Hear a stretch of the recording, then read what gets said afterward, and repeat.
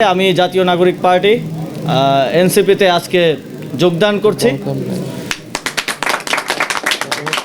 এবং আমি আসন্ন ত্রয়োদশ জাতীয় সংসদ নির্বাচনে অংশগ্রহণ করছি না।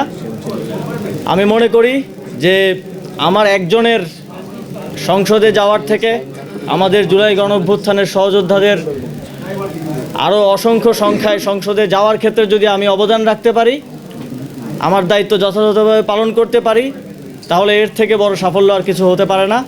এবং একই সাথে আপনারা জানেন এই নির্বাচনে দুটি ব্যালট থাকবে। এখানে আমি মনে করি যে আপনারা একটি ব্যালটে এমপি নির্বাচন করবেন, সরকার নির্বাচন করবেন। সেই সরকার এবং এমপি থাকবে 5 বছর। তারা তাদের কমিটমেন্ট রাখবে কি রাখবে না সেটা আমরা জানি না।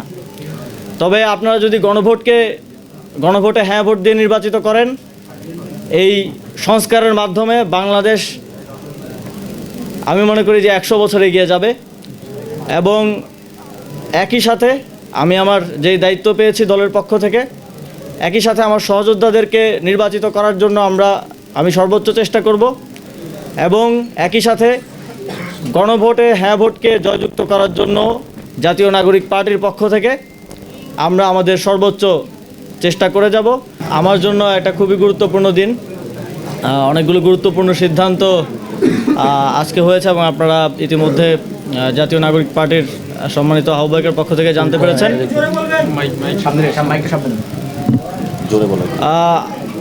আপনারা জানেন 2024 সালের গণঅভ্যুত্থানে আমাদের প্রায় 1400 সহযোদ্ধা শহীদ হয়েছেন, আহত হয়েছেন প্রায় 30,000-এরও অধিক সহযোদ্ধা। বাংলাদেশের ইতিহাসে অত্যন্ত গুরুত্বপূর্ণ একটি ঘটনা হয়ে থাকবে এই গণঅভ্যুত্থান, যে গণঅভ্যুত্থানের মধ্য দিয়ে একটা দীর্ঘ ফ্যাসিবাদী শাসনের পতন হয়েছে এবং তারপর আমরা নতুন বাংলাদেশ বিনির্মাণের যেই পথ চলা, সেই পথ চলায় অগ্রসর হচ্ছি। গত গণঅভ্যুত্থানের পরের সময়টা, এই ট্রানজিশন পিরিয়ড বাংলাদেশের জন্য খুবই গুরুত্বপূর্ণ এবং সামনে জাতীয় নির্বাচনও সমানভাবে গুরুত্বপূর্ণ। আমরা একটা গণতান্ত্রিক প্রক্রিয়ার মাধ্যমে একটা গণতান্ত্রিক সরকার গঠনের দিকে বাংলাদেশ এগিয়ে যাচ্ছে। এই সময়ে এছাড়াও আপনারা জানেন কিছুদিন আগে আমাদের একজন সহযোদ্ধা শরীফ ওসমান হাদি গুলিবিদ্ধ হয়েছেন এবং শহীদ হয়েছেন।